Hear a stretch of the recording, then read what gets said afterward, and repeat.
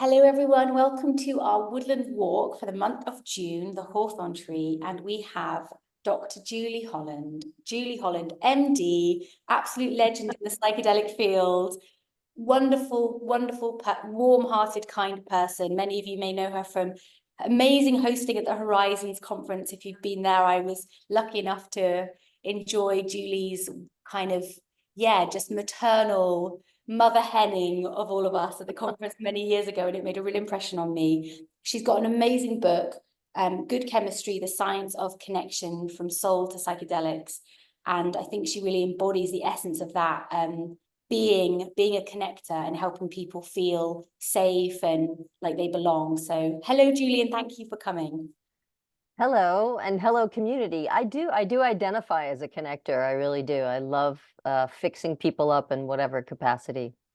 Oh, it's a wonderful thing to be. So yeah, good chemistry, really what I focused on was sort of the biology, why is being connected so important to us? And some of it really comes back to just when we were tribes on the savannah.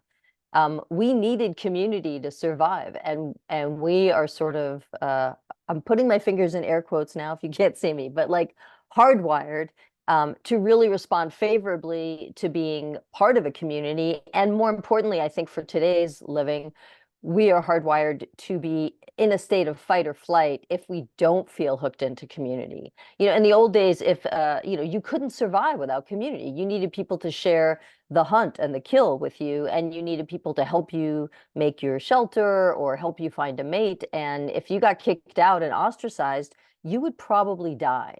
So that still is sort of how we feel today when we are overlooked, when we're not included. And when we're ostracized, that we go into fight or flight.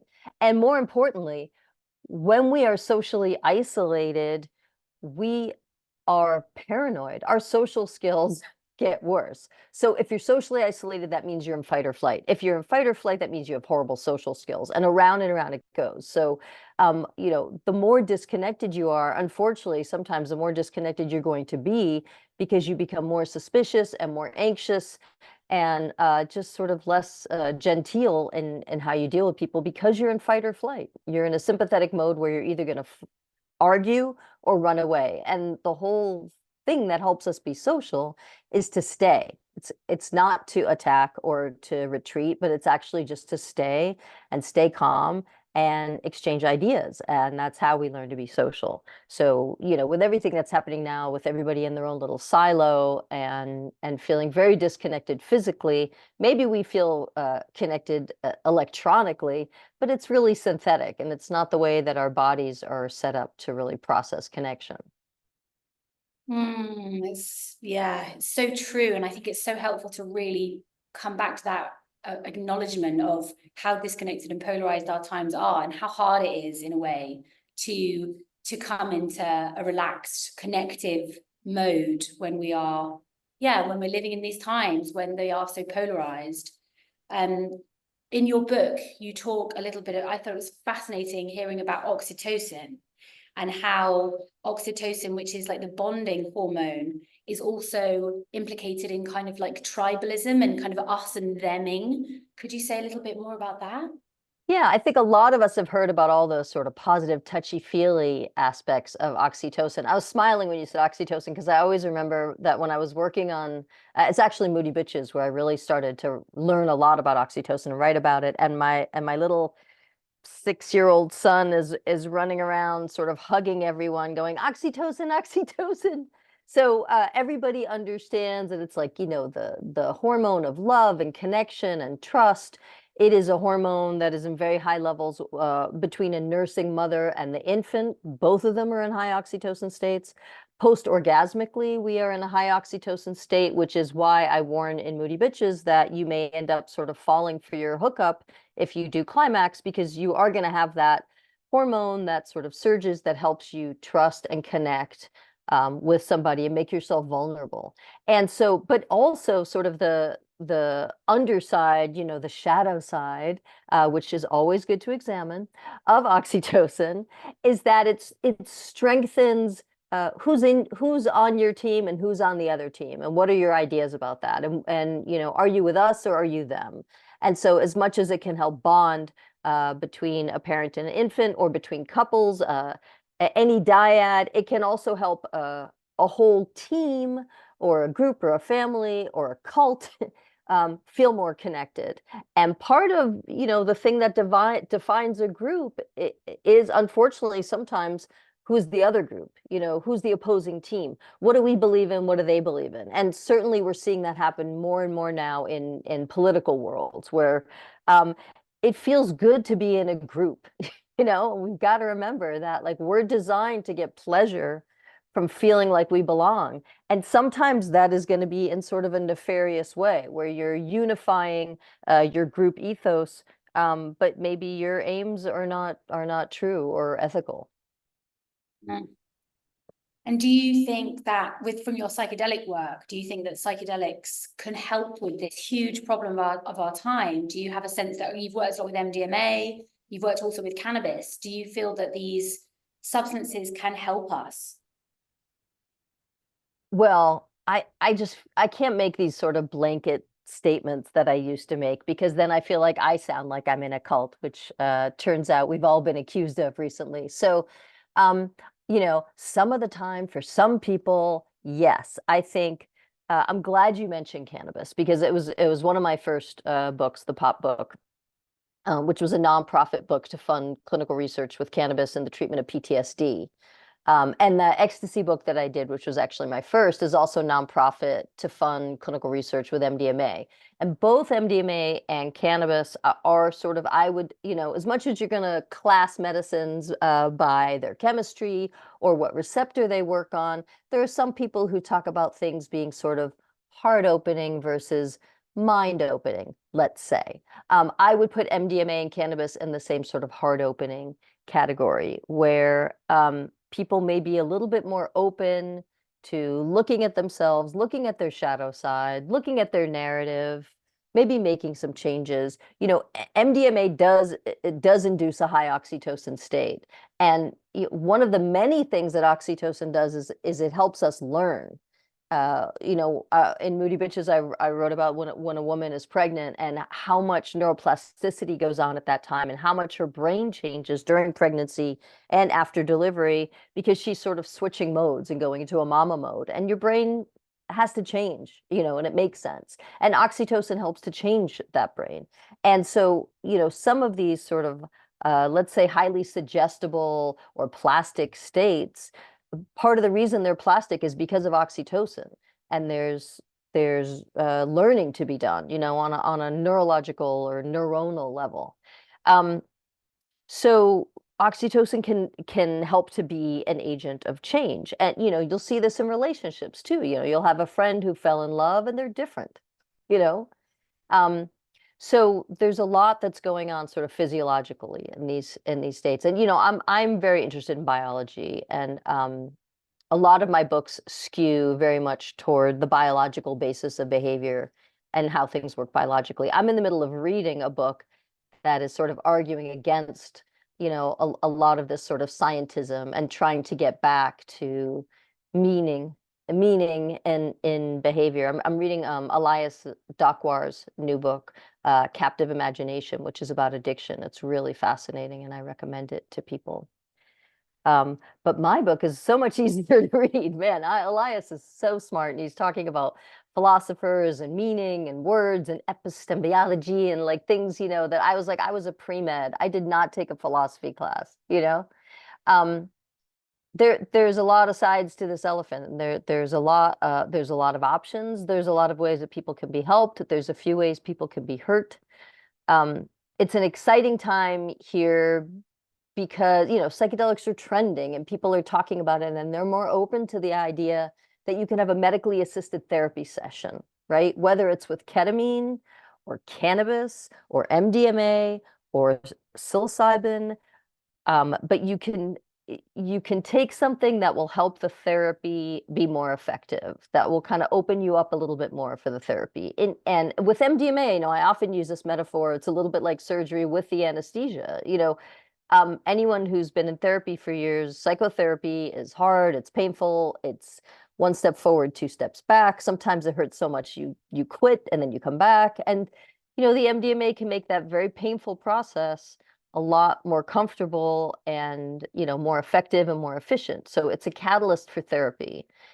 In and of itself, is it helpful? Probably. In the context of ongoing therapy, is it helpful? More probably. The more preparation, the more integration, the higher the likelihood of success. On the other hand, I am never one to say that the recreational model has no potential therapeutic effect. I mean, I personally benefited quite a bit from the recreational model in my teenage and in my 20s. And I talk a lot about going to raves and taking what we hope was MDMA, but we just called ecstasy back then, and dancing and smiling and looking around and feeling really good about myself and feeling really good about people around me, and maybe even feeling sort of hopeful about my place in the world or the world itself, and having those feelings of ease and joy and hope. If that's not therapeutic, I don't know what is. So, and then also, I recently, I think I was at South by Southwest, and people were talking about this issue of dance actually helping with neuroplasticity, and dance sort of being a healing agent all on its own. I mean, cardio is good for exercise. Cardio is nearly as good for some.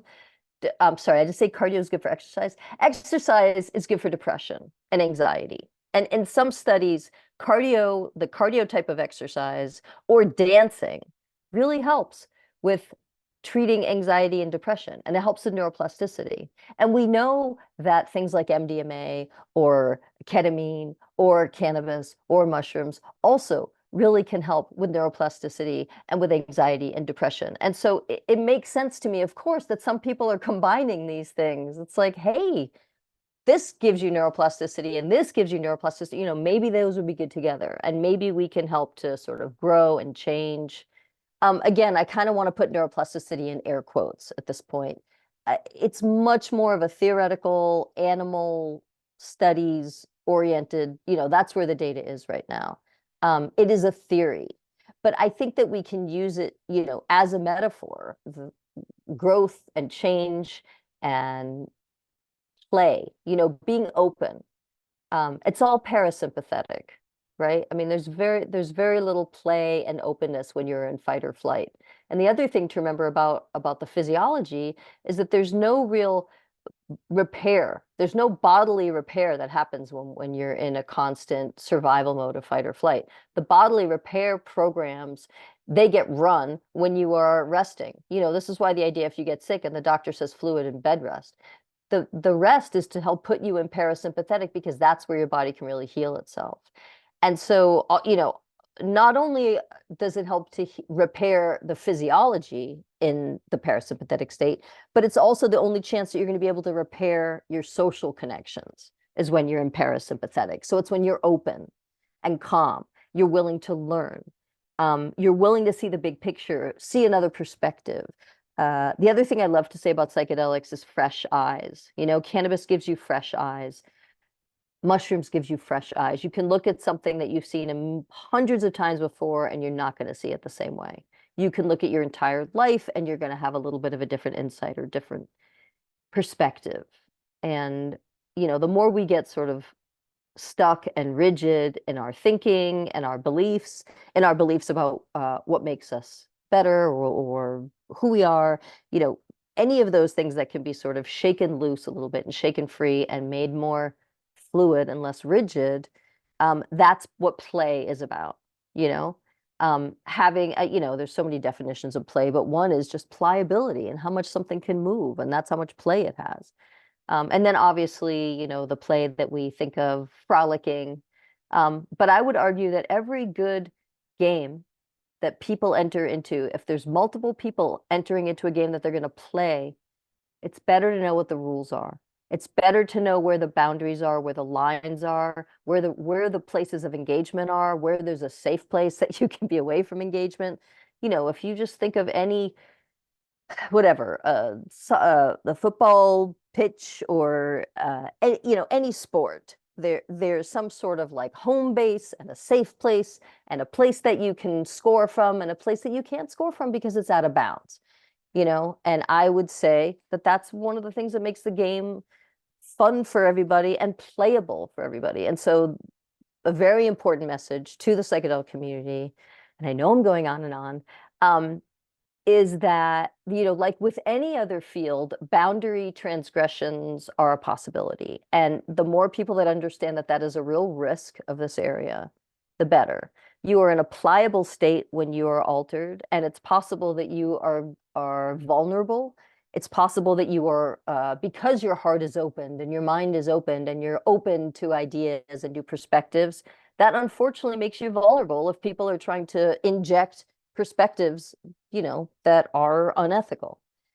And in any field of care, sadly, whether it's a physical therapist or a dentist or a psychotherapist or a surgeon, or a psychedelic therapist, there is a power imbalance and there is a real risk of transgressions, sexual transgressions, financial, ethical,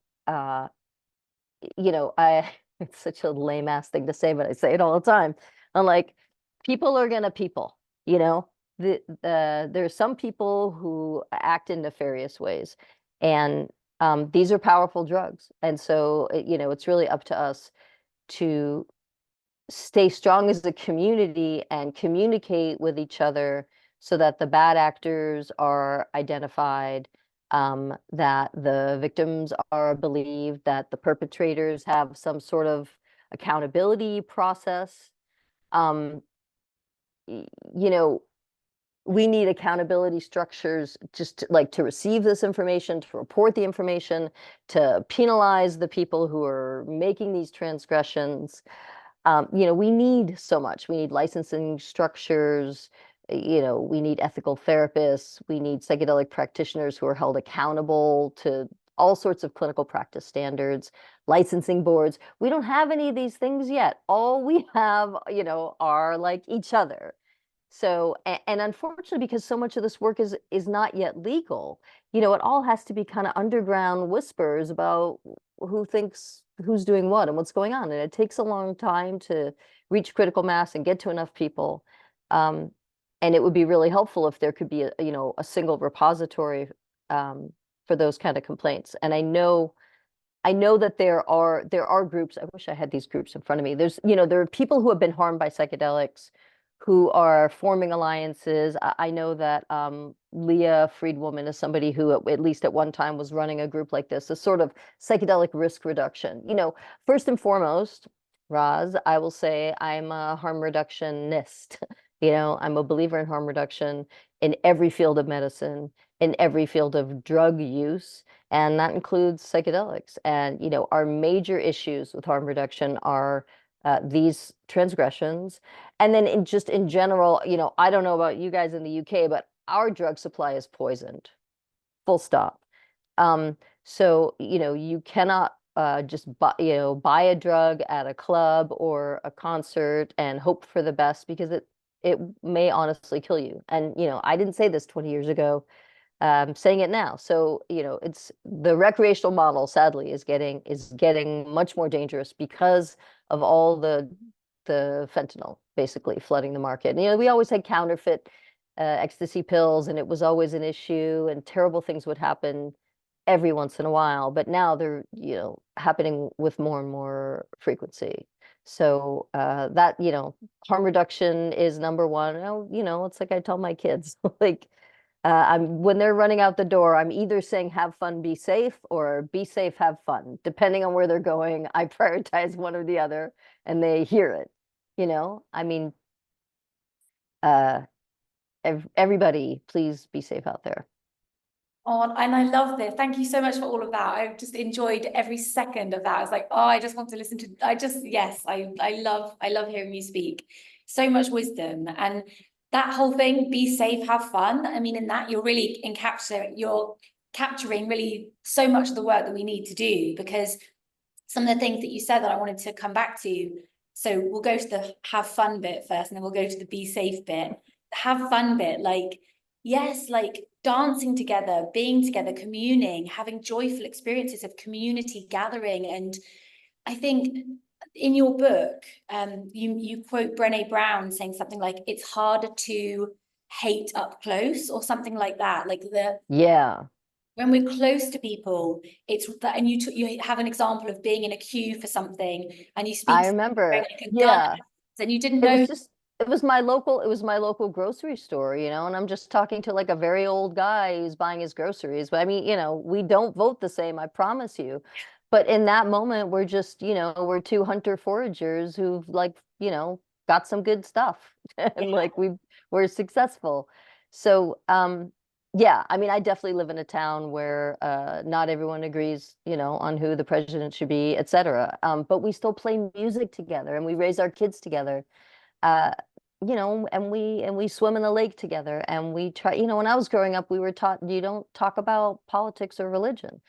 Now I think people are basing who they want to, you know, live with or date on that, and that's fine. I get it. But you know, it does not give you fresh eyes if you're surrounding yourself with people who think exactly the way you do.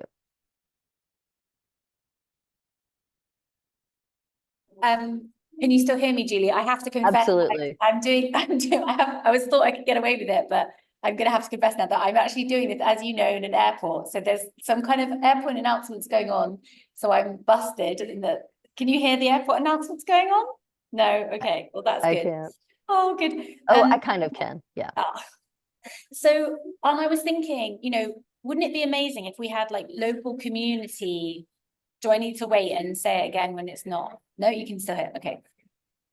Wouldn't it be great if we had local community gatherings where we could commune and dance and move to different states of consciousness with all the people that lived in the area? So people of different political persuasions, different ages, different, just like you say, be up close and actually come back into that Yeah. sense of connection. It feels that without having that at the local level, our communities are always, I mean, you say that you have it because you go swimming and you say, you know, you raise your children. But I think in so many places, there aren't those places where we can feel joy with each other. It's really hard to find. Yeah, I think, look, I'm really lucky. We have a community here. You know, we left the city and we're up in the country. We live near a lake, and we've got friends who get together regularly. And, you know, we get together on the equinoxes and the solstices, and we have rituals, and it's multi-generational. And it's Democrats and Republicans and, you know, Jews and Buddhists and Muslims and everything. Um, and, you know, we agree that we want to get together and dance. Um, so these things really, you know, they can happen. And I talk to my patients, it's hard. It's really hard to make friends. It's hard as an adult to find friends. And one of the things that, you know, I wish we had more community centers. You know, I think for us in our town, like our yoga studio ended up being a bit of a community center, you know, and from there we started having potlucks and gatherings. So now I'm just, you know, I bug my patients all the time about exercise anyway. And I'm like, find a yoga studio because you can chat with people before and after class, and maybe you'll go out for iced coffee someday after class. And then, you know, it grows from there, you know. And I appreciate, Rosalind, so much what you're doing with community building. You know, it's so important. We lost one of our community builders in New York City recently, Ken Jordan. He actually died over the course of Horizons, in May. And you know, it's funny because I remember like when Obama was running and nobody really understood who Obama was, and you know, he was in Chicago, but he was a community builder. Like, what is that? You know, it's like it's important, you know, we need to act locally. You know, we're all on our phones worrying about things that are happening halfway around the world, and terrible things are happening everywhere around the world, but you can't fix what's happening all around the world. You can glove up and dig in locally. So I think, you know, it's a recipe for, I will tell you, the easiest way to make an animal depressed or anxious, if you want to do experiments on it, is that you make it anxious with no control over what's happening to it. And then they get depressed. You know, if something is scaring you and you can't control it, it's depressing. So I think you know, get off your phone, get off your laptop, get rid of your social media, and just like dig in closer to home, face to face, body to body. It's better. It's more, you know, it gives you what you need. The thing I talk about in Good Chemistry, and I don't know who made this quote. I don't know if it's my books keep falling. It's very funny. I think it might have been Gabor Mate. I'm not sure, but there's a quote I love. It says, "You can never get enough of something that almost works." And like the scrolling, it's scratching around the itch. You know, you want to feel connected. You want to see your friends. Everybody looks like they're having more fun than you do. Thanks for the invite. Feeling left out, like all the, you know, all the FOMO and TFTI. That's that ostracism happening, you know, and it better to delete your, you know, social media and do it face to face, even if it's just 2 people or 4 people. It is better than 100 people who aren't physically real and holding you and touching you and looking you in the eye. It's very artificial, it's superficial, and you try to make up in quantity what is lacking in quality, and you can't get there. Yeah, so important. And coming back to the oxytocin that you get from those in-person exchanges when you meet somebody. There's a great researcher called Julian Abel who did some research in a town near where I live, and he was looking at the oxytocin flood that you get when you bump into someone in the street and say hi and have a little chat. And it's not the same as when you're meeting people online. And we very much hope that with our community, you know, it's an online group that's inspiring people to go out into their local communities and into nature and to interact with it. So it's like, how can we kind of use technology to get people to put down their phones? And, you know, there are some types of connection where we can connect together with that sense of, okay, like how can we come back to the nature codes? How can we come back to our interconnectedness and being slow and being cyclical and being together and being with the stars and being with the solstices, like you say, and really coming back to the land. You also talk about in your book this idea of there being, I can't remember the name for it, but like there being a place in the land that is like your kind of charging spot. There's a place in the land. Yeah. I think it's an Well, I don't remember exactly that word, but you are reminding me of kind of, you know, the whole structure of Good Chemistry. I haven't talked about this book until it came out in 2020. I'm like, just remembering the structure is like, you know, the first chapter is about connecting to the self and being embodied and how important that is, just for starters. And then the second chapter is about connecting with another person and then connecting as a family. And then there's a chapter on connecting in community. And then there's a chapter on connecting with the earth, you know, and how much we need to be sort of grounded in the planet and feel connected to the planet. And then the last chapter is about sort of connecting to the cosmos and feeling, you know, part of the universe. And that's where we talk a little more about psychedelics in that chapter. But every chapter sort of has its own drugs. I'm pretty sure, you know, the first chapter, connecting to the self, I really think that I talked about cannabis quite a bit, because for me, it, you know, it really reliably gets me in this sort of paying attention to where my body is and what my body's doing. You know, it reliably gets me in this sort of somatic experience mode. And then I talk, you know, in the couples section, I talk quite a bit about MDMA, because I think in terms of couples therapy, it's hard to find anything better than MDMA for allowing couples to process really painful. I don't know if you've ever been in couples therapy, Roz, but it's not a lot of fun, you know, and you're like, would I rather have couples therapy or a root canal? So the idea of like MDMA assisted couples therapy, at least, you know, it feels a little better to go to those very painful places. Yeah, yes.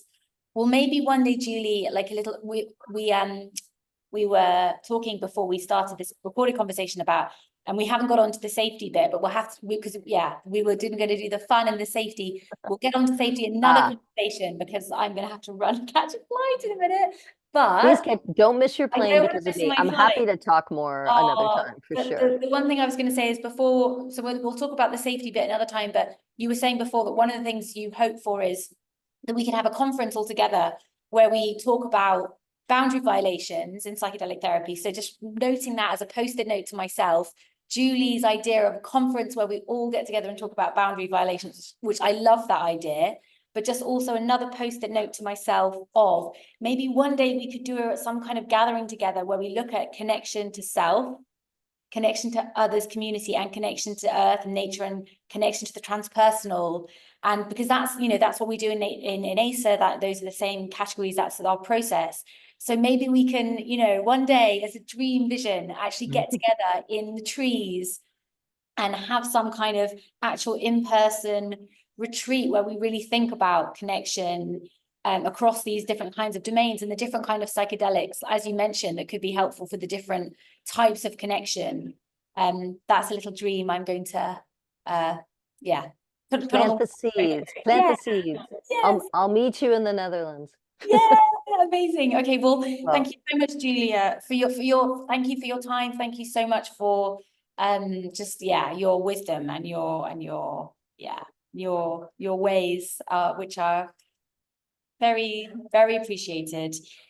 Absolutely. We My didn't pleasure. We didn't talk about your psychiatric practice either, and you also mentioned your book, Moody Bitches. So just putting a plug out for that as well. Yeah. You know what Really else we didn't mention that's a great book is I used to run the psychiatric emergency room at Bellevue Hospital. I wrote a book called Weekends at Bellevue, and it's a really fun memoir if you're interested in psychiatry. There's a lot there. I actually talk about one person who came in high on ecstasy, and we got to do a little work, which is very unusual in the psych ER. But Good Chemistry is the latest, and drholland.com is where you can learn more. Thank you, Julie, and we hope you'll come back and speak to us again another time soon to continue this, because there's still Absolutely. Out. Thank you so much. Lots of love. Anytime. All right. Bon Bye, voyage. Julie. Thank Have a you. good flight. Bye bye. Get that plane.